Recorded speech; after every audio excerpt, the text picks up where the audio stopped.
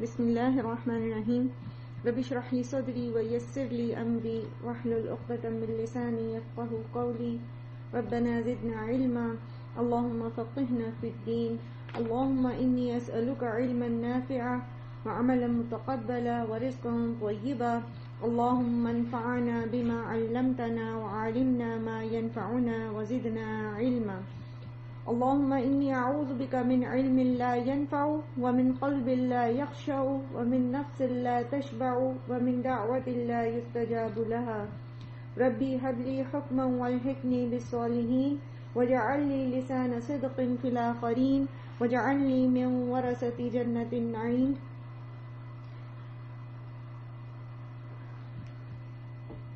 ولا تخزني يوم يبعثون اللهم أرنا الحق حقا وارزقنا اتباعه وأرنا الباطل باطلا وارزقنا اجتنابه ربي يسر ولا تعسر وتمم بالخير اللهم حاسبنا حسابا يسيرا اللهم فاطر السماوات والأرض أنت وليي في الدنيا والآخرة توفني مسلما والحقني بالصالحين آمین یا رب العالمین۔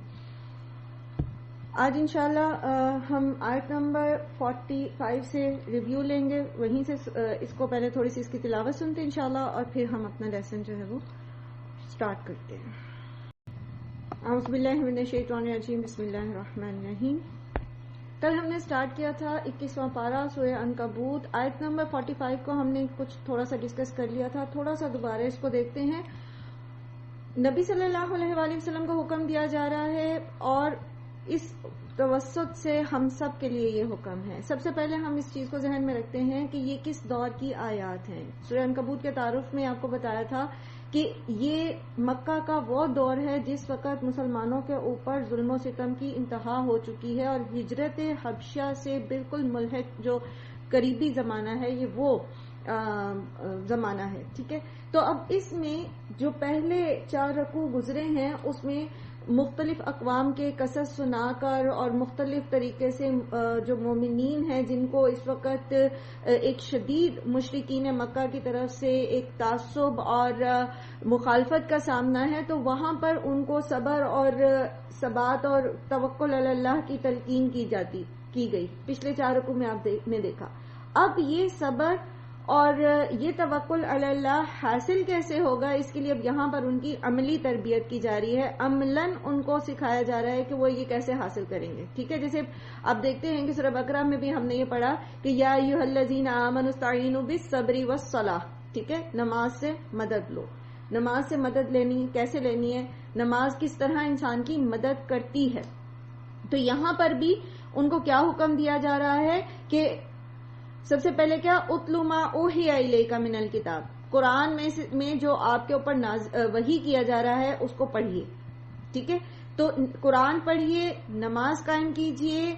یہ کیوں احکامات یہاں پر دیے جا رہے ہیں؟ یہاں پر مسلمانوں کو اس وقت جو ہے وہ مادی سے زیادہ اخلاقی طاقت کی ضرورت تھی، باہمی ٹکراؤ کی پالیسی کی بجائے تربیت کی ضرورت تھی۔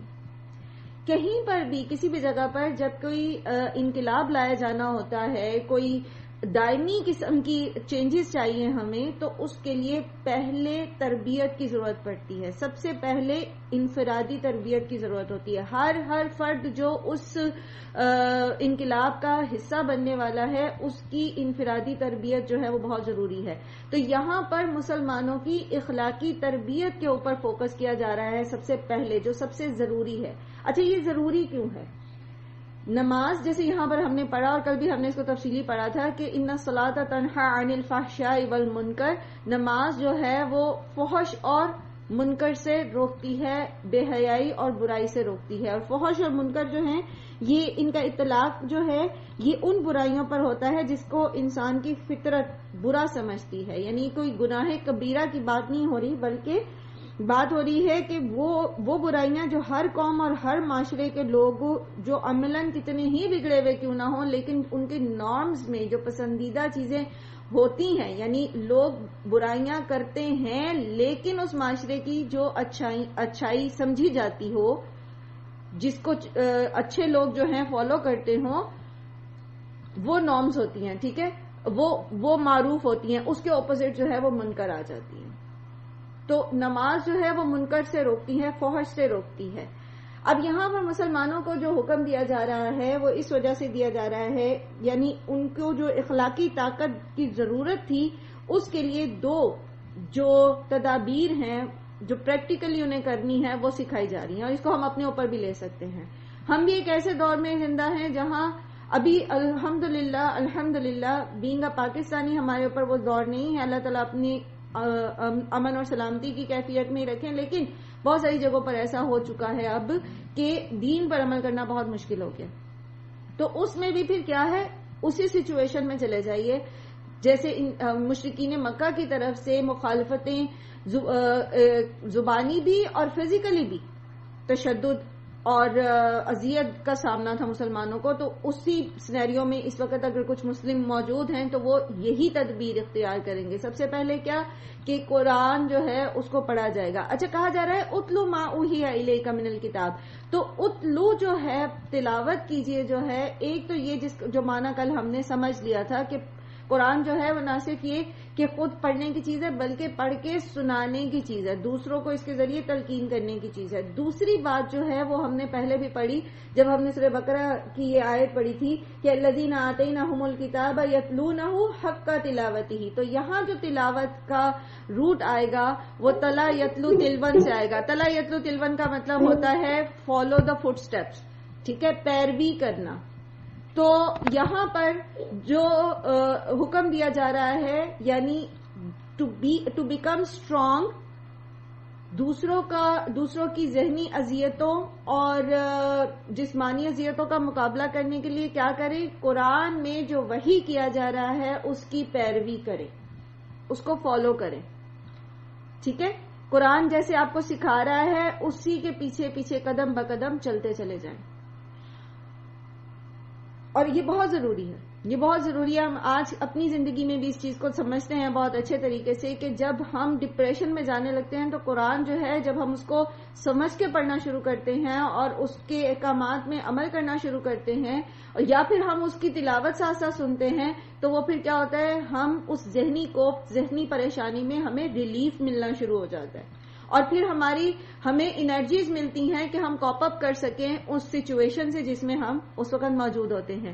بہت آسان سی بات ہے، بہت دفعہ ہم نے پہلے اس چیز کو پڑھا، لیکن اس وقت موقع یہ ہے کہ ہم اس کو دوبارہ دہرا لیں ایک مرتبہ. اور وہ کیا ہے کہ جس طرح ہمارے جسم کو خوراک کی ضرورت ہوتی ہے اور اس خوراک کی ایک خاص ڈیوریشن کے بعد آپ کو وہ ریپیٹ کرنی پڑتی ہے. صبح اگر آپ نے کھا لیا ہے تو دوپہر کو اگر آپ نہیں کھاتے، شام تک آپ کو اپنی اندر ایک کمزوری سی محسوس ہونی شروع ہوتی ہے. اگر آپ شام میں بھی کچھ نہیں کھاتے تو رات تک آپ کو ایک شدید قسم کی کمزوری لاحق ہو جاتی ہے. تو آپ کو اپنا میل جو ہے اس کو ایک پرٹیکولر ٹائم کے بعد ایز پر نیڈ ریپیٹ کرنا پڑتا ہے. ٹھیک ہے، جو لوگ مریض ہوتے ہیں مثال کے طور پر وہ ایک ہی دفعہ میں زیادہ نہیں کھا سکتے تو پھر ان کے جو میل ہے اس کو تھوڑی مقدار میں ہو بے شک، لیکن کیا ہوگا پھر ہر 2 گھنٹے بعد یا ہر آدھے گھنٹے بعد اس کو ریپیٹ کرنا پڑتا ہے ایز پر نیڈ. یہ ہے جسم کی صورتحال. اسی طرح جسم جو کہ مٹی سے بنا، اللہ تعالیٰ نے مٹی سے اس کی غذا نکالی ہے. اب روح جو ہے یہ آسمان سے آئی ہے. ٹھیک ہے، روح جو ہے اللہ سبحانہ وتعالیٰ کی طرف سے آئی ہے، آسمان سے. یہ تو اللہ تعالیٰ نے اس کی غذا بھی آسمان کی طرف سے اتاری ہے، یعنی یہ قرآن وحی کے ذریعے آیا. اب اس کو جب تک ہم اس کی خوراک دیتے نہیں رہتے ایز پر اٹس نیڈ، ٹھیک ہے، اگر ہم ایک ٹائم پر لے لیتے اور پھر ہم ایک طویل وقفہ دیتے ہیں تو پھر کیا ہوگا، جیسے ہم میل ریپیٹ نہیں کرتے تو ہمارا جسم کمزوری محسوس کرتا ہے. اسی طرح جب ہم اپنی روح کی غذا کو، اپنی روح کی خوراک کو ریپیٹ نہیں کرتے ایک پراپر ٹائم کے بعد تو پھر ہماری روح کیا ہوتی ہے، کمزور ہونا شروع ہو جاتی ہے. تو بار بار ایز پر نیڈ، جو روح جتنی بیمار ہے اس کو اتنی ہی زیادہ ضرورت ہے اس خوراک کی. تھوڑے وقفے کے بعد تھوڑی خوراک کی ضرورت ہے. سمجھ رہے ہیں بات؟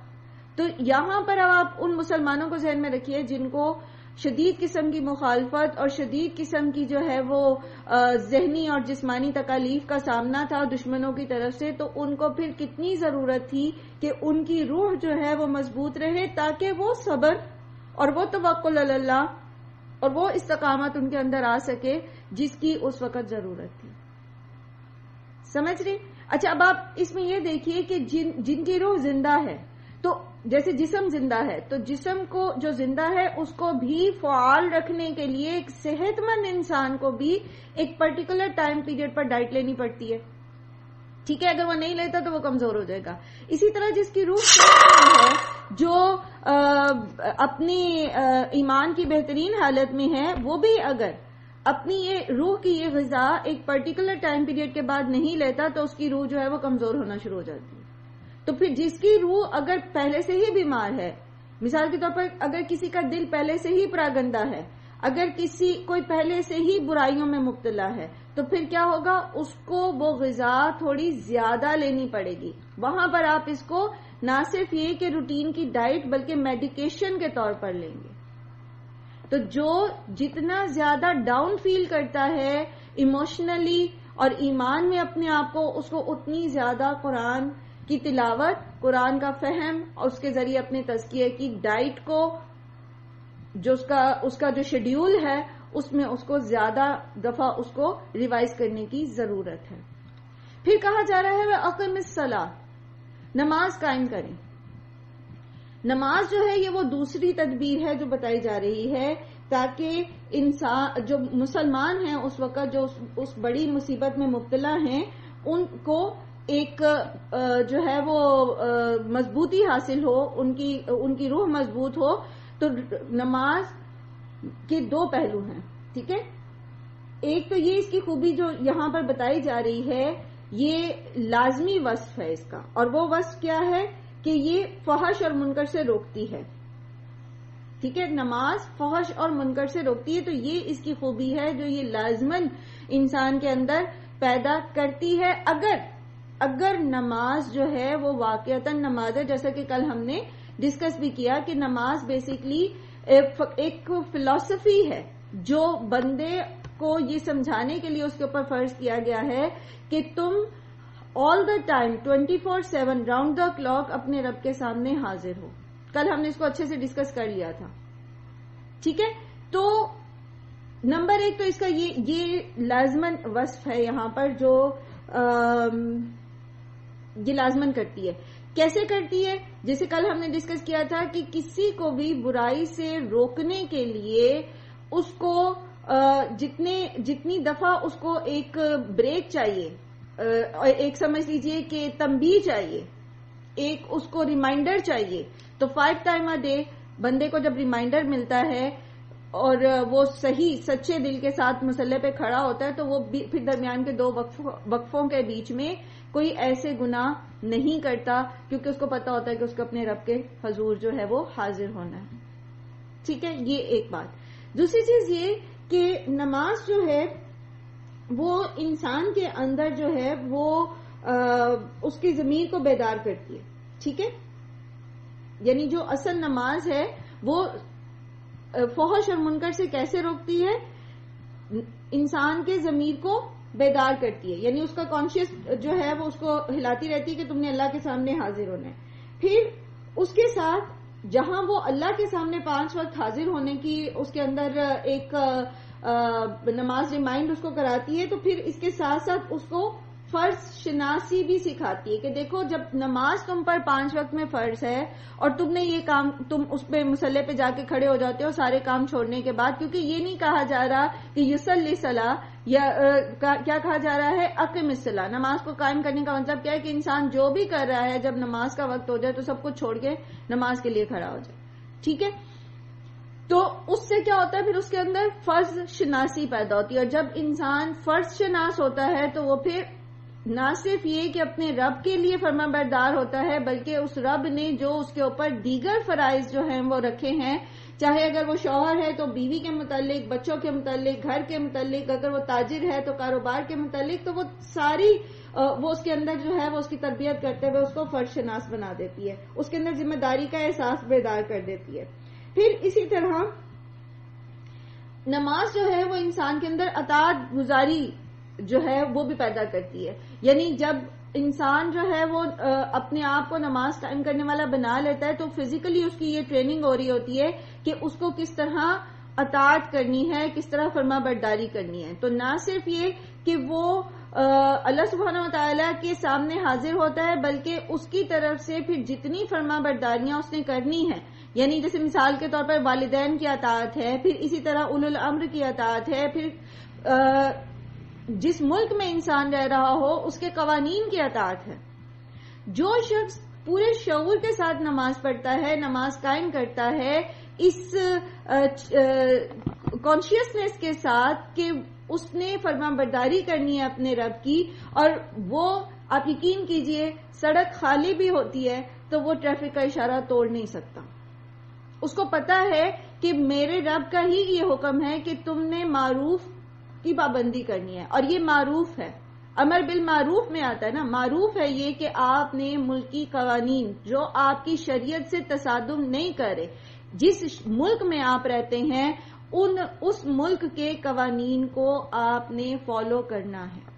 تربیت, تو نماز جو ہے وہ ایک مسلسل تربیت کا نام ہے, اور اسی لیے آپ دیکھیں کہ نماز کے اوپر اللہ سبحانہ تعالیٰ نے بہت زیادہ زور دیا. قرآن کریم میں قریباً 700 مرتبہ جو ہے وہ نماز کے قائم کرنے کی بات ہوئی ہے. تو وہ کیوں ہوئی ہے؟ کوئی نماز صرف اگر یہ صرف ایک ریچول ہوتا, صرف ایک 5 وقت جو ہے صرف وضو کر کے ایک جو ہے وہ کچھ چیزوں کو دہرا دینا ہوتا, تو اس کا جس طرح باقی احکامات کا ذکر چند مرتبہ ہے, نماز کا بھی تبھی ہوتا, اتنا ہی ہوتا. لیکن نماز بیسیکلی جیسے میں نے پہلے بھی عرض کیا کہ یہ پورا ایک فلسفہ ہے. یہ آپ کی زندگی کو جو ہے وہ بہترین پیرائے میں ڈھال دیتی ہے, آپ کے اندر باہر کو سنوار دیتی ہے, آپ کے معاملات نہ صرف رب کے ساتھ بلکہ رب کے بندوں کے ساتھ بھی سنوار دیتی ہے. جس جگہ آپ رہتے ہیں آپ خیر کی کنجی بن جاتے ہیں, خیر پھیلانے والے بن جاتے ہیں. تو اسی لیے نماز کو سب سے زیادہ توجہ کرنے کے لیے کہا گیا, سب سے زیادہ اس کے اوپر فوکس کیا گیا ہے کہ اس کو قائم کرنا ہے. وہ جیسے نبی صلی اللہ علیہ وآلہ وسلم کا ایک ارشاد ہے ابن حاتم میں کہ من لم تنہہ صلاتہ عن الفحشاء والمنکر فلا صلاۃ لہ, کہ وہ شخص جس کی نماز اسے فحش اور برے کاموں سے نہیں روکتی اس کی نماز ہی نہیں ہے. یعنی وہ نماز کی روح ہی نہیں ہے اس کے اندر. اب وہ ایک نمبر تو لگ جاتا ہے, اٹینڈنس تو لگ گئی, پریزنٹ تو لگ گئی, لیکن اس پریزنٹ میں مارکس کتنے حاصل کیے ہم نے. وہ جیسے ایک مرتبہ نبی صلی اللہ علیہ وآلہ وسلم تشریف فرما تھے تو لوگ نماز پڑھے تھے اور نماز ختم ہوئی تو آپ نے کہا, اب مجھے ایگزیکٹ لفظ یاد نہیں ہے لیکن آپ نے کہا کسی نے 10 لیے, کسی نے 2 لیے, کسی نے اتنے لیے, کسی نے اتنے لیے. تو پوچھا گیا کہ کوئی پورے لے کر گیا نمبر اپنے اور کوئی بالکل ہی نہیں لے کر گیا. نماز سب نے اسی جماعت کے ساتھ پڑھی جو محمد صلی اللہ علیہ وسلم نے پڑھی تھی, ان کی امامت میں پڑھی, لیکن اس کا کریڈٹ کتنا کتنا کس کو ملا, اس کا اجر کتنا کتنا ملا, اس نے حاصل کتنا کتنا لیا, یہ سب انڈیویجول پرسن پہ ڈیپینڈ کرتا ہے. ٹھیک ہے, اس چیز کو سمجھا آپ نے؟ جی, اب آپ میں سے کوئی اس پہ تبصرہ کرے گا پھر ہم آگے چلتے ہیں. اسی طرح آگے اللہ تعالیٰ فرما رہے ہیں وَلَذِكْرُ اللَّهِ اکبر, اور البتہ ذکر اللہ کا سب سے بڑا ہے. تو اس کے کئی معنی ہو سکتے ہیں, جیسے اللہ کا ذکر کرنا یعنی نماز جیسے کہ یہاں ذکر ہے, تو باقی تمام کاموں سے, باقی تمام مشغولیات سے جو ہے وہ ان سب سے بڑا کیا ہے, اللہ کا ذکر کرنا. پھر اسی طرح یہ بھی کہا جا سکتا ہے کہ اللہ تعالیٰ کی یاد جو ہے, اللہ تعالیٰ کا ذکر کرنا جو ہے وہ بجائے خود بہت بڑی چیز ہے. یعنی اللہ تعالیٰ کو یاد رکھنا ہر عمل کے وقت, اس کو یاد رکھنا کہ جو میں کرنے لگا ہوں وہ صحیح بھی ہے یا نہیں. ٹھیک ہے, یعنی اللہ کے حکم کے مطابق ہے, اللہ تعالیٰ کی فرما برداری میں ہے یا اس کی نافرمانی میں ہے. تو یہ سب سے بڑی بات ہے, جو بھی ہم کرنے لگے ہیں فوراً اپنی خلوص نیت کو چیک کرنا چاہیے. یہ سب سے ضروری اور سب سے بڑی بات ہے. پھر اسی طرح آپ یہ دیکھیے کہ جیسے اللہ کا ذکر ہے تو اللہ کا ذکر کرنا ضروری کیوں ہے, کیونکہ جیسے قرآن کریم میں آتا ہے نا کہ فَاذْكُرُونِي أَذْكُرْكُمْ, تم مجھے یاد کرو میں تمہیں یاد کروں گا. یعنی جب بندہ نماز میں اللہ کو یاد کرے گا تو پھر کیا ہوگا, اللہ تعالیٰ اپنے اوپر اس کو ایک لائبلٹی لے رہے ہیں کہ تم مجھے یاد رکھو میں تمہیں یاد رکھوں گا. ٹھیک ہے, فَاذْكُرُونِی, پس تم میرا ذکر کرو میں تمہارا ذکر کروں گا. اور اس کو ہم تفصیل سے سورہ بقرہ میں پڑھ کے آئے, لیکن یہاں پر جو چیز میں آپ کے ذہن میں لانا چاہتی ہوں کہ آپ اس سچویشن کو دیکھیے جس سچویشن میں مسلمان تھے. ان کو کیا کہا جا رہا ہے کہ تم اللہ کے ذکر کو تم اللہ کو یاد رکھو, اللہ بھی تمہیں بھلائے گا نہیں, اللہ بھی تمہیں یاد رکھے گا. اور کیا کس طرح اللہ کو یاد رکھو, وَلَذِكْرُ اللَّهِ اکبر, سب سے اوپر اللہ کا ذکر, سب سے بڑا اللہ کا ذکر. اور وہ کیسے, پھر نماز میں بھی ویسے بھی تسبیحات وغیرہ کرنا اور آل دا ٹائم اللہ تعالیٰ کو یاد رکھنا, اللہ کی یاد ہماری زبان پہ رہے, ہمارے دل میں رہے. پھر سب سے بڑی بات یہ کہ جب ہم عمل کرنے لگیں, جب ہم کچ سوچنے لگیں, جب ہم کچھ عملی طور پر کرنے لگیں تو پھر کیا کریں, وہ یاد اللہ تعالیٰ کی ہمارے یاد دہانی جو ہے ہمارے کانشیس میں رہے کہ جو میں کرنے لگا ہوں کہیں اس میں کچھ اللہ کی نافرمانی تو نہیں ہے. اور آپ یہ دیکھیے کہ یہ جو میں نے آپ کے سامنے اس کے معنی رکھے ہیں, اس کے علاوہ ایک اور معنی بھی ہے جسے حضرت ابو درداء رضی اللہ عنہ کی اہلیہ نے بیان کیا ہے کہ اللہ تعالیٰ کی یاد نماز تک محدود نہیں ہے بلکہ اس کا دائرہ اس سے بہت زیادہ وسیع ہے. جب آدمی روزہ رکھتا ہے یا زکوٰۃ دیتا ہے یا کوئی نیک کام کرتا ہے تو لا محالہ اللہ کو یاد ہی کرتا ہے, تبھی تو اس سے وہ نیک عمل جو ہے وہ صادر ہوتا ہے. اسی طرح جب آدمی کسی برائی کے موقع پر سامنے آنے پر اس سے پرہیز کرتا ہے تو یہ بھی اللہ ہی کی یاد کا نتیجہ ہوتا ہے. اس لیے یاد الہی ایک مومن کی پوری زندگی پر حاوی ہے. یعنی جو نیکی کی اس کو توفیق ملتی ہے وہ بھی اسی وجہ سے ملتی ہے کیونکہ اس نے اللہ کو یاد رکھا, اور جب وہ برائی سے رک جاتا ہے وہ بھی توفیق اس کو اسی لیے ملتی ہے کیونکہ اس نے اللہ کو یاد رکھا. واللہ یعلم ما تصنعون, اور اللہ خوب جانتا ہے جو کچھ تم کرتے ہو. تو جو بھی تم عمل کر رہے ہو تمہاری اس کے پیچھے موٹیویشن کیا تھی, تمہاری اس کے پیچھے نیت کیا تھی, خلوص نیت تھا یا نہیں تھا, یا اس عمل کے عمل کرنے میں تمہارا کیا صورتحال تمہیں درپیش تھی, وہ ساری کی ساری اللہ سبحانہ تعالیٰ کو معلوم ہے. تو اس آیت کو سے ہمیں پتہ کیا چلا کہ زندگی کے اندر انسان جس بھی سچویشن میں ہو, جیسے بھی حالات ہوں, سب سے زیادہ جو اس کو قوت ملے گی وہ قرآن کو سمجھ کے پڑھنے اور نماز کو قائم کرنے سے ملے گی. اور پھر نماز کو قائم کرنے میں جو سب سے امپورٹنٹ چیز ہے وہ ہے خشیت الہی. جب تک ہمارے اندر اللہ کی خشیت نہیں ہے, اللہ سبحانہ وتعالیٰ کا ڈر نہیں ہے, تب تک ہماری اصلاح اس نہج پر ہو نہیں سکتی جس نہج پر نماز جو ہے وہ بندے کی اصلاح کرتی ہے, یعنی اس کو فحش اور منکر سے روکتی ہے. یہ جواب دہی اور اللہ کے حضور کھڑے ہونے اور اپنے اعمال کے بارے میں اللہ تعالیٰ کو بتانے اور اس جواب دہی کا ایک خوف ہی ہے جو اور اللہ کی پکڑ کا خوف ہے جو انسان کو سیدھا رکھ سکتا ہے. وَلَا تُجَادِلُوا, اور نہ تم بحث کرو اہل کتابی اہل کتاب سے, الا مگر یہ بلتی ساتھ اس کے جو ہی احسن, جو احسن ہے, احسن طریقے سے اہل کتاب سے بحث مباحثہ کرو.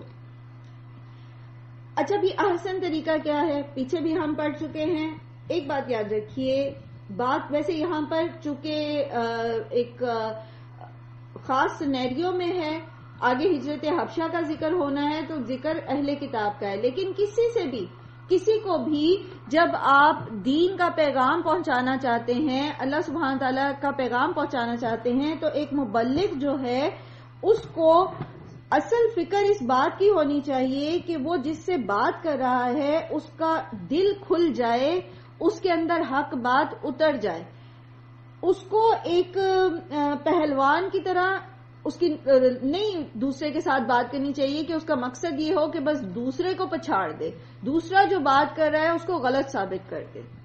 بلکہ مودودی صاحب لکھتے ہیں تفہیم القرآن میں, مجھے بہت اچھی یہ بات لگتی ہے کہ مبلغ جو ہے اس کو ایک حکیم کی طرح ہونا چاہیے, یعنی وہ ایک ڈاکٹر کی طرح، ایک طبیب کی طرح اس کو ہونا چاہیے کہ وہ دوسرے کے مرض کو سامنے رکھے اور پھر اس کے مطابق وہ ایسی دوائی تجویز کرے، ایسی سرجری تجویز کرے جو اصلاح کرنے والی ہو، نہ کہ وہ ایسے اقدام کرنے والا ہو کہ جس سے مریض کا مرض بگڑ جائے. یعنی ایک طبیب جو ہوتا ہے اس کی کوشش یہ ہوتی ہے کہ مریض جو ہے وہ صحیح ٹھیک ہو جائے، نہ کہ اس کا جو منہ میں آئے کہ وہ اس کو تجویز کرتا رہے کہ اس کا مرض جو ہے وہ مزید بگڑ جائے. تو مبلغ جو ہوتا ہے اس کو یہ جو کہا جا رہا ہے نا وَتُجَادِلُ أَهْلَ الْكِتَابِ إِلَّا بِالَّتِي هِيَ أَحْسَنُ، تو یہ جو احسن ہے اس میں پہلے ڈائگنوزس ضروری ہے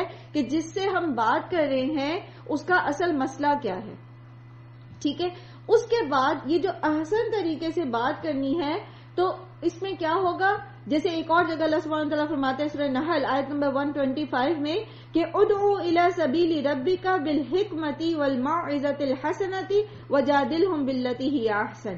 تو اللہ کے راستے کی طرف بلانے کا، رب کے راستے کی طرف بلانے کا احسن طریقہ کیا ہے؟ نمبر 1 حکمت.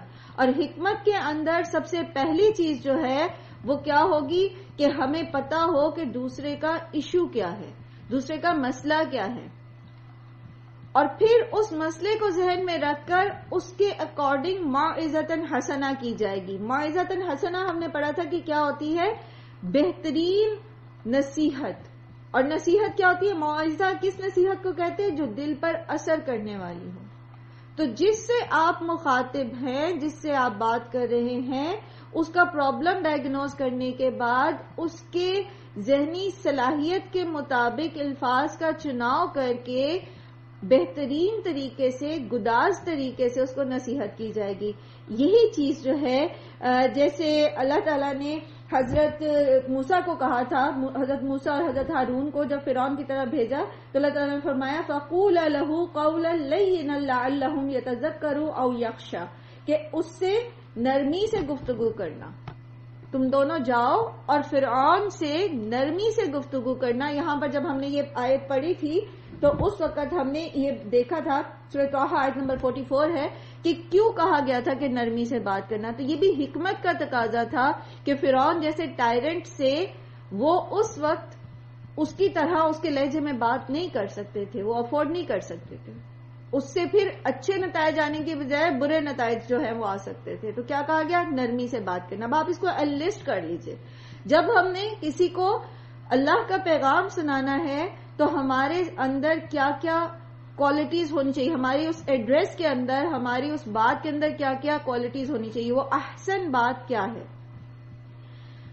تو وہ کیا ہے؟ حکمت، مؤثر نصیحت اور پھر نرمی. پھر کیا ہے؟ ولا سورہ حامیم سجدہ میں اللہ تعالیٰ فرماتے ہیں آیت نمبر 34 میں وَلَا تَسْتَوِي الْحَسَنَةُ وَلَا السَّيِّئَةُ اِدْفَعْ بِالَّتِي هِيَ أَحْسَنُ فَإِذَا الَّذِي بَيْنَكَ وَبَيْنَهُ عَدَاوَةٌ كَأَنَّهُ وَلِيٌّ حَمِيمٌ.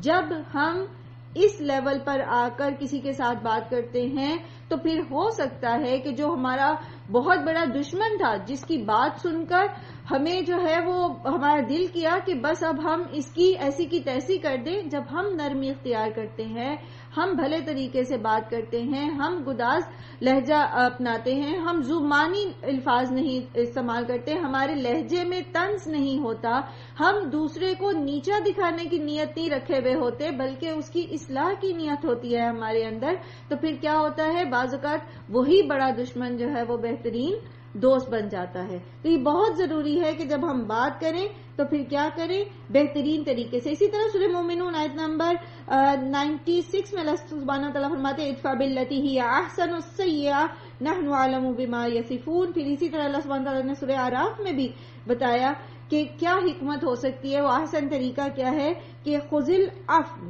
درگزر سے کام لے. ٹھیک ہے، درگزر کریں. دوسرا جو آپ پر تابڑ توڑ حملے کر رہا ہے اس کو چھوڑ دیں، اس کے جواب در جواب نہ دیں. جیسے موسیٰ علیہ السلام جو ہیں جب فرعون سے بات کرتے ہیں تو فرعون نے کہا کہ تمہارا رب کون ہے، تو اپنے رب کا تعارف کرا رہے ہیں. اس کے بیچ میں فرعون نے جتنی مرضی ان کا مذاق اڑایا، جیسے مرضی وہ حامان کو کہا کہ جی تم ایک بلند عمارت بناؤ، میں اس کے اوپر چڑھ کے دیکھوں، جو بھی وہ کہتا رہا سو کہتا رہا، جیسی بھی باتیں کرتا. لیکن موسیٰ علیہ السلام نے اپنے رب کا تعارف بہترین طریقے سے کرایا، یعنی وہ اس کی باتوں سے درگزر کیا اور وَأْمُرْ بِالْمَعْرُوف کرتے رہے کہ صحیح بات اس تک پہنچاتے رہے. تو اب آپ اگر اس کو ایلسٹ کرتے ہیں تو یہ جو احسن بات ہے، اس کی کریکٹرسٹک آپ کے سامنے جو بنتے ہیں وہ بنتے ہیں سب سے پہلے حکمت. اور حکمت میں کیا ہے کہ آپ سامنے والے کا مسئلہ ڈائگنوز کریں گے کہ اس کا ایشو کیا ہے. نمبر 2 یہ کہ پھر حکمت میں کیا بات آتی ہے کہ کیا اس وقت یہ اس اسٹیٹ آف مائنڈ میں ہے کہ میری بات سنے تو اس کے اوپر اثر بھی ہو. جیسے مثال کے طور پر بعض اوقات کیا ہوتا ہے کہ دوسرا بندہ سخت غصے میں ہے یا آپ کے ساتھ سخت ایک ناچاکی کی کیفیت میں ہے اور وہ محض بحث برائے بحث کرنا چاہتا ہے، تو اس وقت آپ اس کو جتنے بھی دلائل دیں گے وہ اس پر اثر نہیں کریں گے. تو کیا ہے پھر اس وقت حکمت کا تقاضا کہ اس وقت چپ کر جائیں، نہ اس کو جواب دے، نہ اس کی بحث برائے بحث میں شامل ہو، اس وقت چپ کر جائیں. پھر دیکھیں کہ کس وقت وہ ایبزارپشن کے اس میں فیز میں ہے، کس وقت وہ سننے کے موڈ میں ہے، اس وقت پھر اس کو بھلے طریقے سے نصیحت کریں. یہ بھی حکمت کا تقاضا ہے. پھر حکمت کا ایک اور تقاضا یہ ہے کہ آپ اپنے سامنے بیٹھے ہوئے شخص کی جو کیپیبلٹی ہے، جو اس کا کیلیبر ہے، اس کو ذہن میں رکھیں. کس کیلیبر کا انسان ہے، کتنا پڑھا لکھا ہے، اس کے سامنے کس طرح کے الفاظ کا استعمال کرنا چاہیے، اس کو کیا بات سمجھ آئے گی. ایسی مجالس جس میں ایسے لوگ شامل ہیں جو بہت زیادہ پڑھے لکھے نہیں ہیں، اگر آپ ان کو بیٹھ کر وہاں پر مشکل الفاظ بول کر اور بڑی بڑی مثالیں دے کر آ جائیں گے تو آپ کی علمیت کی دھاک تو ان کے اوپر بیٹھ جائے گی، لیکن ان کا جو فائدہ کوئی نہیں ہوگا.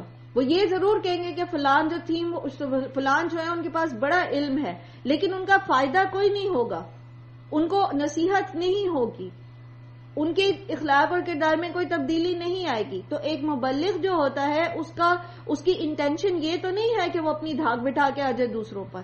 اس کی انٹینشن کیا ہونی چاہیے کہ دوسرے بھلی بات کی طرف آ جائیں، صحیح بات سیکھ جائیں. تو یہ بھی حکمت کا تقاضا ہے. پھر دوسرا پوائنٹ کیا ہے کہ مؤثر نصیحت کی جائے، ٹو دی پوائنٹ بات کی جائے، مختصر بات کی جائے. محمد صلی اللہ علیہ وآلہ وسلم جو تھے ان کے خطبے چھوٹے اور نمازیں لمبی ہوتی تھیں. تو مؤثر نصیحت میں کیا چیز آ جاتی ہے کہ آپ دوسرے کو مختصر، مدلل اور بہترین الفاظ میں بات کریں اور پھر اس کو جو آپ نے موٹیویشن دینی ہے اچھائی کی طرف، اس کے لیے پھر اس کے سامنے عمل کریں، اس کو اپنے عمل کے ذریعے تبلیغ کریں. تو یہ بھی مؤثر نصیحت میں آ جاتا ہے. پھر نرمی اختیار کریں. دوسرا کتنی بھی تلخی سے بول رہا ہو یا جیسی بھی باتیں کر رہا ہو، آپ جواباً غصے میں نہ آئیں، کیونکہ غصہ جو ہے وہ شیطان کی طرف سے ہوتا ہے اور شیطان کبھی بھی بھلائی کے کاموں میں جو ہے وہ ان کو اچھے طریقے سے ہونے نہیں دینا چاہتا. تو وہ کیا کرتے ہیں، پھر غصے کے جواب میں آپ کو غصہ دلاتے ہیں اور آپ کوئی تلخ بات کرتے ہیں یا آپ کا لہجہ غصے والا ہوتا ہے تو بات بننے کی بجائے بگڑ جاتی ہے. پھر اس سے اگلی بات یہ کہ عفو درگزر سے کام لیں. لوگ جو بھی کہتے ہیں اس سے درگزر سے کام لیں اور پھر کیا کریں، بس جو ٹو دی پوائنٹ کرنے کی بات ہے، جو اچھی بات ہے، جو صحیح بات ہے، وہ ان تک پہنچاتے رہیں. اور پھر سب سے بڑی بات یہ کہ لوگوں کو اللہ کے ساتھ جوڑیں. سب سے پہلے یہ ضروری ہے کہ لوگوں کے دل جو ہیں ان میں اللہ سبحانہ و تعالیٰ کی یاد جو ہے وہ بس جائے. جب لوگ اللہ سبحانہ و تعالیٰ کو پہچان لیں گے، جب وہ اپنے رب کو پہچان لیں گے، تو پھر اس رب کی فرما برداری کرنے میں جب بھی ان کے سامنے جو بھی حکم آئے گا تو پھر وہ بحث نہیں کریں گے. جب وہ اپنے محسن کو پہچان لیں گے کہ اصل تو اللہ سبحانہ و تعالیٰ یہ ہیں، تو پھر وہ اس کے ساتھ کسی کو شریک بھی نہیں کریں گے. پھر وہ ایک صحیح حدیث اور ایک صحیح روایت کے قرآن کی ایک آیت کے مقابلے میں وہ اپنے آباء و اجداد کے طریقوں کو نہیں لے کر آئیں گے. تو مبلغ کا کام کیا ہوتا ہے، لوگوں کو اللہ کے ساتھ جوڑنا. تو وَلَا تُجَادِلُوا أَهْلَ الْكِتَابِ إِلَّا بِالَّتِي هِيَ أَحْسَنُ الا الذین ظلموا، سوائے اس کے کہ جنہوں نے ظلم کیا، منہم ان میں سے، وقولوا آمنا، تو تم یہ کہہ دو کہ ہم ایمان لائے، بالذی اس پر جو انزل الینا نازل کیا گیا ہماری طرف، وانزل الیکم اور نازل کیا گیا تمہاری طرف، وإلہنا وإلہکم واحد، اور ہمارا اور تمہارا الہ جو ہے وہ ایک ہی ہے، واحد ہے، لا شریک ہے، ونحن لہ مسلمون، اور ہم تو صرف اسی کے فرما بردار ہیں۔ اصل میں بات یہ ہے کہ یہاں پر خاص طور پر جو یہ کہا گیا کہ آپ ان سے یہ کہہ دیں کہ ہمارا اور تمہارا الہ تو بس ایک ہی ہے اور ہم اسی کے فرما بردار ہیں، یہ اس لیے کہا جا رہا ہے کیونکہ پیچھے جو بات ہوئی ہے وہ یہ ہے کہ ہم جو تمہاری طرف نازل ہوا ہم اس پر بھی ایمان رکھتے ہیں، اور جو ہماری طرف نازل ہوا ہم اس پر بھی ایمان رکھتے ہیں۔ تو اس میں ایک چیز جو سکھائی جا رہی ہے وہ یہ ہے کہ ایمان تو ہم رکھتے ہیں جو تورات اور انجیل اور زبور اور جتنی پچھلی کتابیں جو ہے وہ نازل ہوئی، لیکن اس میں ہم اس چیز کا دھیان رکھتے ہیں کہ ہمارا ایمان اس اوریجنل ٹیکسٹ پر ہے جو نازل کیا گیا، نہ کہ ہر اس رتب و یابس پر جو اس وقت ان کتابوں میں موجود ہے۔ جیسا کہ نبی صلی اللہ علیہ وآلہ وسلم نے بھی یہ بتایا، صحیح بخاری میں ہے کہ اہل کتاب تورات کو عبرانی زبان میں پڑھتے اور ہمارے سامنے عربی میں اس کا ترجمہ کرتے ہیں، تو نہ تم اس کو سچا کہو اور نہ جھوٹا، بلکہ تم یہ کہو کہ آمنا بالذی انزل الینا وانزل الیکم وإلہنا وإلہکم واحد ونحن لہ مسلمون، یعنی جو وہ کہتے ہیں اس کو نہ تو سچ کہو اور نہ تو جھوٹ کہو، کیونکہ ہمیں نہیں پتا کہ اصل میں اوریجنل ٹیکسٹ میں کیا چیز تھی اور کیا نہیں۔ لیکن ایک بات یاد رکھیے، اس کے بارے میں بہت ساری روایات موجود ہیں اس کے کانٹیکسٹ میں، اور اسی طرح صحیح بخاری کی ایک روایت ہے جس میں ایک مرتبہ امیر معاویہ نے مدینے میں قریش کی ایک جماعت کے سامنے فرمایا کہ دیکھو ان تمام اہل کتاب میں اور ان کی باتیں بیان کرنے والوں میں سب سے اچھے جو ہیں وہ کعب احبار ہے،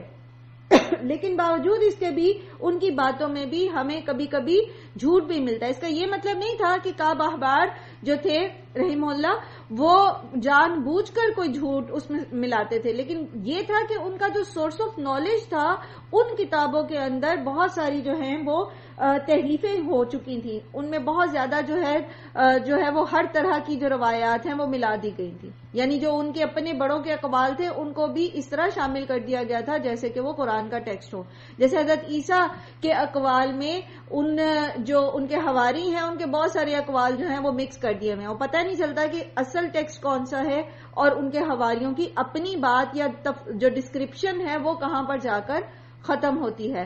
تو اس چیز کے لیے اب ہم ایمان تو رکھتے ہیں ان پر، لیکن ضروری کیا ہے کہ اس چیز کا اظہار کر دینا کہ ہمارا ایمان اس اوریجنل ٹیکسٹ پر ہے جو اللہ سبحانہ وتعالی نے نازل کیا، اور اسی رب کے جو ہیں ہم فرما بردار ہیں، اور اسی کی فرما برداری کیا ہے کہ جو اس نے اب یہ قرآن کریم نازل کیا ہم اس کے اوپر ایمان لائیں، اور جس طرح سے ایمان لانے کا حق ہے اسی طرح ایمان لے کر آئیں اور اس پر عمل کریں۔ وَكَذَلِكَ، اور اسی طرح انزلنا الیک الکتاب، ہم نے نازل کی آپ پر کتاب، یعنی جیسے پچھلی کتابیں نازل کی تھی اسی طرح آپ پر قرآن کریم نازل کیا گیا۔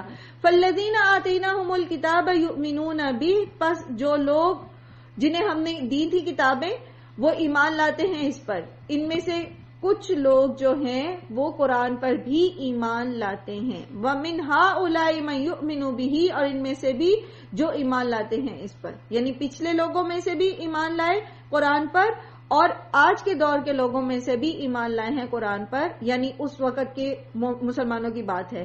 وَمَا يَجْحَدُ بِآيَاتِنَا إِلَّا الْكَافِرُونَ، اور نہیں انکار کرتے ہماری آیات کا مگر یہ کہ کافر۔ قرآن پر ایمان کون لاتا ہے؟ جو اس کو سمجھتا ہے اس کی کیفیت کیا ہے، جیسے بھی پیچھے میں نے پڑھا نا سورہ بقرہ کی آیت کا ریفرنس دیا کہ الذین آتیناہم الکتاب یتلونہ حق تلاوتہ اولئک یؤمنون بہ، ٹھیک ہے، جو کتاب کی تلاوت کرتے ہیں جیسا کہ اس کا حق ہے، اصل میں وہی اس پر ایمان لانے والے ہوتے ہیں۔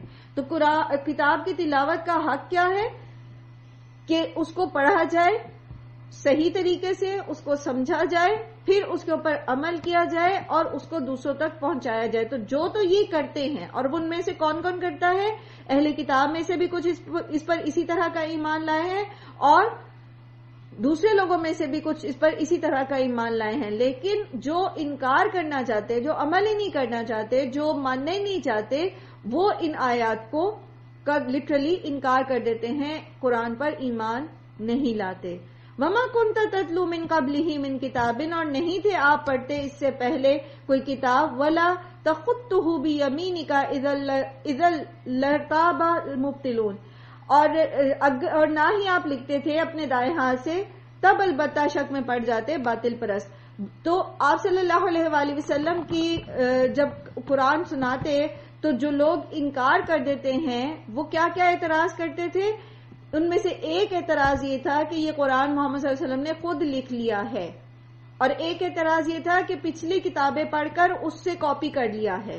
تو کہا یہ جا رہا ہے کہ آپ تو لکھنا پڑھنا نہیں جانتے، اور اس کے بہت سارے ایویڈنسز موجود ہیں کہ نبی صلی اللہ علیہ وآلہ وسلم کو بالکل لکھنا پڑھنا نہیں آتا تھا. اور سبحان اللہ، یہ حکمت اللہ سبحانہ و تعالیٰ کی تھی کہ آپ صلی اللہ علیہ وآلہ وسلم جہاں اخلاق اور کردار کے بہترین شخص تھے، اور آپ صلی اللہ علیہ وآلہ وسلم بہت خوبصورت پرسنالٹی رکھتے تھے، وہاں آپ صلی اللہ علیہ وسلم نے لکھنا پڑھنا نہیں سیکھا. حالانکہ علم حاصل کرنا، تعلیم حاصل کرنا ہر سلیم الفطرت شخص جو ہے وہ چاہتا ہے، لیکن یہ اللہ سبحانہ تعالیٰ کی حکمت تھی کہ آپ صلی اللہ علیہ وآلہ وسلم کو لکھنے پڑھنے سے اللہ سبحانہ تعالیٰ نے روکے رکھا.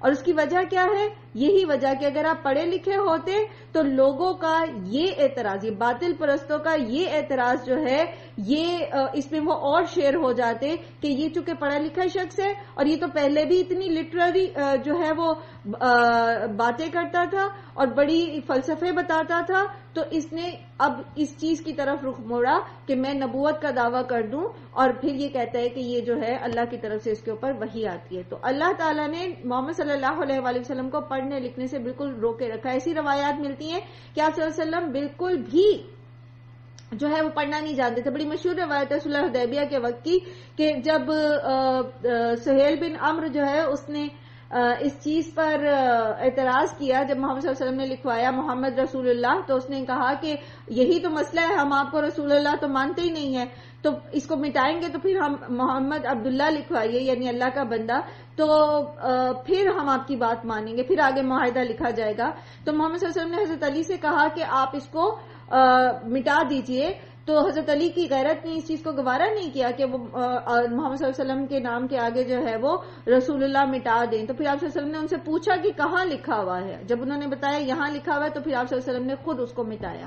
تو ایسی بہت ساری روایات ہمیں ملتی ہیں. لیکن ظلم یہ ہے کہ آج بھی جو مستشرق ہیں، جو ریسرچ کرتے ہیں یورپین قرآن کے اوپر، تو ابھی بھی وہ اس طرح کی جو ہے وہ باتیں گھڑ دیتے ہیں اور الزام لگاتے ہیں کہ محمد صلی اللہ علیہ وسلم نے خود لکھ دیا، یہ قرآن جو ہے وہ خود لکھ کے لائے.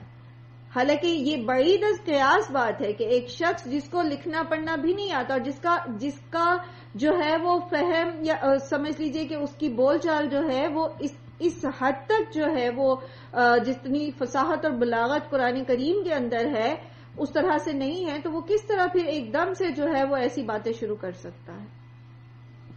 بل ہوا آیات بینات فی صدور الذین اوتوا العلم، بلکہ یہ وہ آیات ہیں واضح جو سینوں میں ہیں ان لوگوں کے جو دیے گئے علم. وما یجحد بآیاتنا الا الظالمون، اور نہیں انکار کرتے ہماری آیات کا مگر یہ کہ ظالم لوگ. اچھا، جو سینوں میں علم دیا گیا ہے ان کے محفوظ ہے، یہ پہلے بھی جیسے ایک اور جگہ آتا ہے کہ جو سابقہ کتابیں ہیں تو اس میں امت مسلمہ کی جو ایک تعریف بیان کی گئی ہے وہ یہ بھی کی گئی ہے کہ اناجیلہم فی صدورہم، ان کی اناجیل، ان کی کتابیں جو ہیں، ان کی کتاب جو ہے وہ ان کے سینوں میں ہوگی. تو یہ جو اللہ سبحانہ و تعالی نے قرآن کریم کا ایک سمجھ لیجئے کہ ایک معجزہ ہے، وہ یہ بھی ہے کہ اس کو محفوظ کر دیا گیا سینوں میں. کسی اور کتاب کو آج تک کسی بھی کتاب کو جو ہے وہ اس طرح سے سینوں میں محفوظ نہیں کیا گیا، اس طرح سے اس کو جو ہے وہ اس کی حفاظت کا انتظام نہیں کیا گیا جس طرح کے قرآن کریم کی گئی. پھر اسی طرح قرآن کریم میں ایک اور جگہ آتا ہے الذین یتبعون الرسول النبی الامی الذی یجدونہ مکتوبا عندہم فی التوراۃ والانجیل، یعنی ان کی محمد صلی اللہ علیہ وآلہ وسلم کا جو ذکر ہے، یہ علم والے جو لوگ ہیں یہ اپنی تورات اور اناجیل میں پاتے ہیں، جس میں ڈسکرپشن پھر فردر آگے تو انہی میں تورات میں پائی جاتی ہے کہ اس نبی کے اوصاف کیا ہیں کہ وہ نیکیوں کا حکم کرتا ہے اور برائیوں سے روکتا ہے۔ لیکن پھر بھی انہوں نے کیا کیا؟ اللہ کی آیات کا انکار کر دیا۔ تو اللہ تعالیٰ فرماتے ہیں وَمَا يَجْحَدُ بِآيَاتِنَا إِلَّا الظَّالِمُونَ، کہ ہماری آیات کا انکار نہیں کرتے مگر یہ کہ ظالم لوگ۔ اور اب یہ دیکھیے کہ یہ تو ظلم کی انتہا ہی ہے نا، کہ ایک اتنی واضح دلیل سامنے ہو جانے کے باوجود اور ان کی اپنی کتابوں میں موجود ہونے کے باوجود وہ محمد صلی اللہ علیہ وآلہ وسلم کا انکار کر دیتے۔ وقالو، اور انہوں نے کہا لولا انزل علیہ آیات من ربہ، کہ کیوں نہیں نازل ہوئی اس پر اس کے رب کی طرف سے کوئی آیت۔ قل انما الآیات عند اللہ، تو آپ کہہ دیجئے بے شک نشانیاں تو اللہ کے پاس ہیں، وَإِنَّمَا أَنَا نَذِيرٌ مُبِينٌ، اور بے شک میں تو صرف ڈرانے والا ہوں کھلم کھلا۔ تو یہ وہی اعتراض ہے جو پہلے کافر جو ہیں وہ کرتے رہے ہیں، اور مشرکین مکہ نے بھی یہ اعتراض کیا کہ جی جیسے موسیٰ اور دیگر انبیاء کے اوپر جو معجزے نازل کیے گئے تو اس طرح کا معجزہ جو ہے وہ محمد صلی اللہ علیہ وسلم پر کیوں نہیں نازل کیا گیا۔ تو اس کا جواب قرآن کریم میں اور بھی جگہ پر اللہ تعالیٰ نے دیا، جیسے ایک اور آیت میں ہے کہ آیتیں بھیجنے سے ہمیں کوئی اور چیز نہیں روکے ہوئے سوائے اس کے کہ گزشتہ لوگ بھی برابر انکار ہی کرتے رہے، یعنی جو معجزے انہوں نے خود ڈیمانڈ کیے تھے ان ڈیمانڈ کیے ہوئے معجزوں کو دیکھ کر بھی وہ ایمان نہیں لائے تھے۔ پھر اسی طرح ایک اور جگہ اللہ تعالیٰ فرماتے ہیں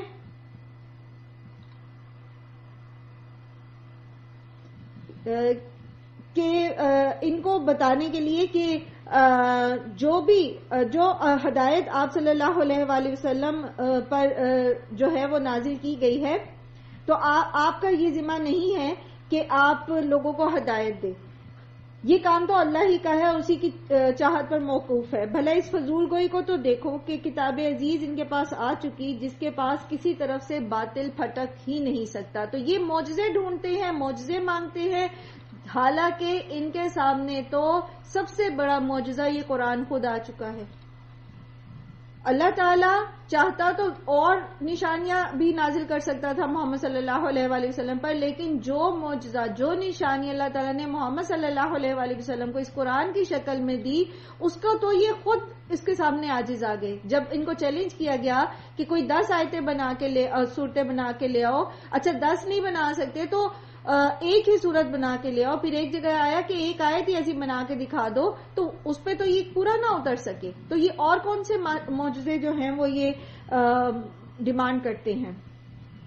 تو بات دراصل یہ ہے کہ جس نے نہیں ماننا تو اس نے نہیں ماننا، جس نے ماننا ہے اس کے سامنے جب حق بات آ جاتی ہے تو وہ پھر ایسے اعتراض نہیں کرتا، بلکہ وہ اس پر غور و فکر کرتا ہے اور اس کو مان لیتا ہے۔ یہاں ہمیں قرآن کریم کے جو اوصاف ہیں وہ بھی ہمارے سامنے جو ہیں وہ آتے ہیں، جیسا کہ قرآن کریم جو ہے اس میں گزشتہ باتوں کی جو ہے وہ بھی خبریں ہیں اور آئندہ آنے والی بھی خبریں ہیں۔ یعنی قرآن کریم اگر ہم کہیں کہ یہ معجزہ ہے تو یہ کس طرح معجزہ ہے؟ کیونکہ خود نبی صلی اللہ علیہ وآلہ وسلم تو لکھنا پڑھنا نہیں جانتے تھے، تو پھر کیا ہے کہ یہ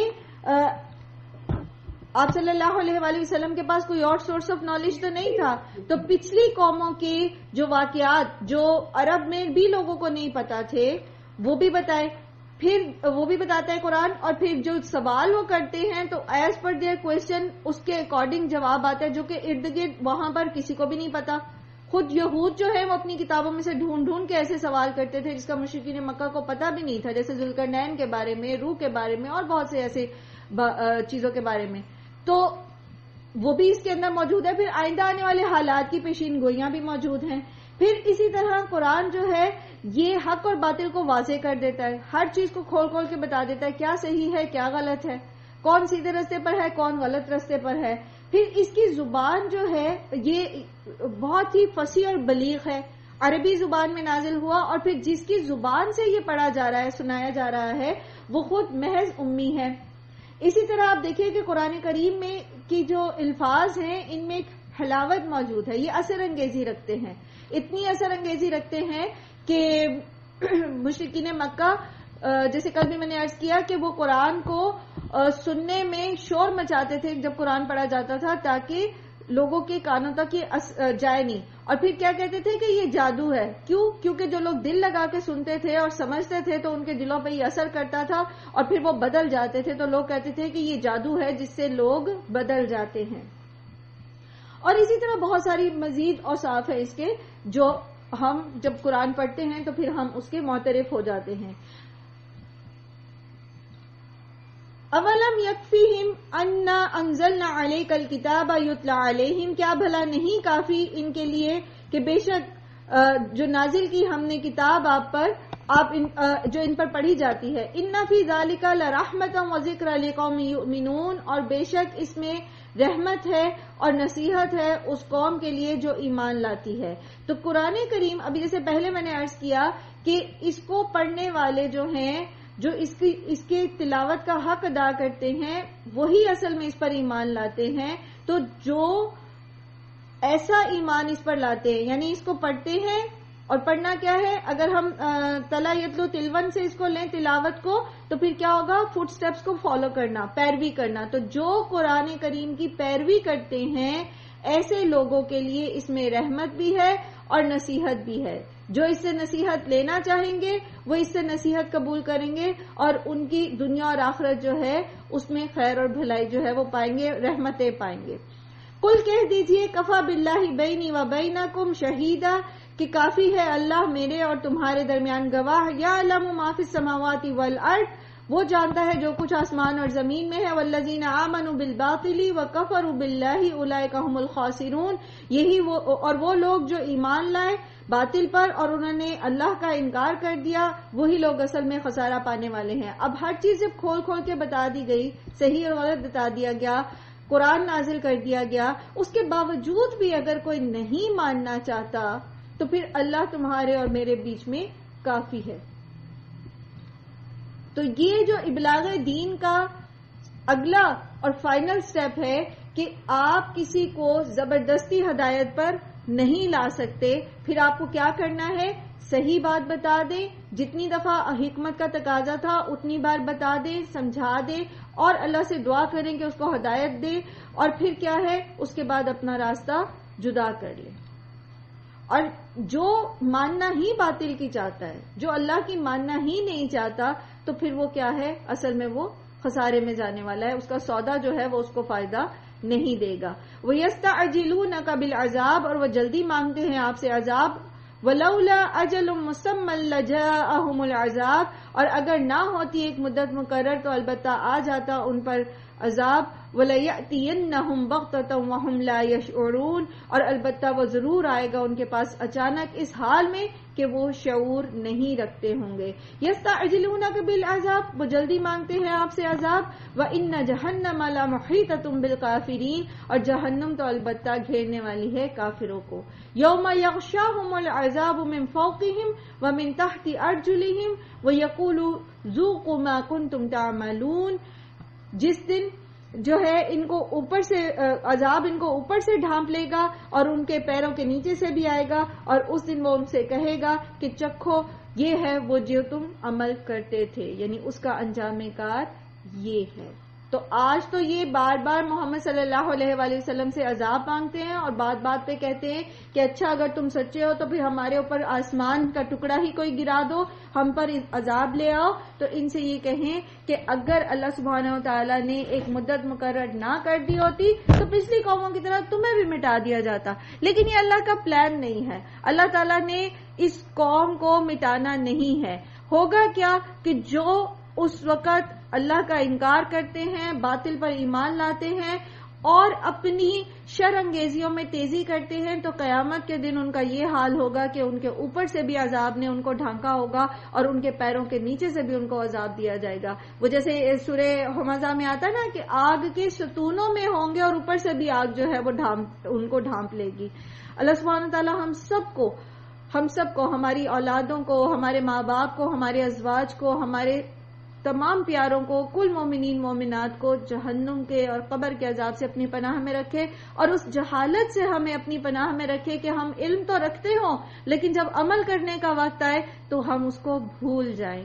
اللہ تعالی ہم سب کو ہر لمحے اپنی یاد دہانی میں رکھے کہ ہم جو بھی عمل کرنے لگے ہم اس وقت اس چیز کو ذہن میں رکھیں کہ ہمارے رب کی رضامندی کس عمل میں ہے۔ اللہ سبحانہ و تعالیٰ ہم سب کو دنیا اور آخرت میں ایمان عطا کرے، دنیا میں بھی ہماری جو موت ہے وہ ایمان پر ہو اور ہمیں ایمان والوں کے ساتھ اور صالحین کے ساتھ اٹھائے، دنیا اور آخرت میں آپ سب کو عافیت اور صحت نصیب فرمائے۔